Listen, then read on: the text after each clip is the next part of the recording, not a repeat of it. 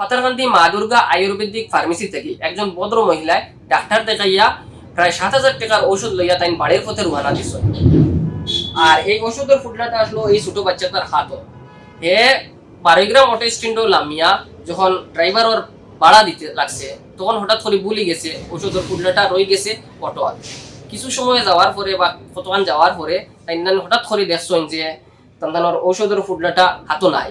তখন তাই ফটাফট ফিরছেন, ফিরিয়া আইয়া এই ঔষধ ফুটলাও পাইছেন না, ড্রাইভারও পাইছেন না, অটোও পাইছেন না।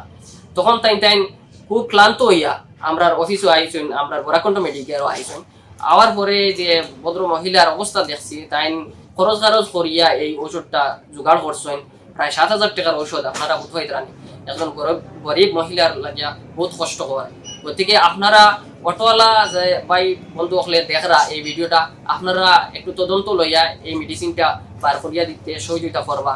কারণ এই মেডিসিন অটোওয়ালা যে ভাই নিছেন তারও কোনো খামো আইতো না, কারণ ডাক্তারই লেখছেন, অন্য কেউরও খামো আইতো না। গতিকে আপনারা এই ঔষধ টাইম পাওয়াইতে যে বা যারা এই ভিডিওটা দেখরা সবে শেয়ার করবা যাতে এই ভদ্রমহিলার ঔষধটা ফেরত দেওয়া যায়। আর আপনারা যথেষ্ট পরিমাণে সহযোগিতা করেন যাতে এই ওষুধটা পাওয়া যায়।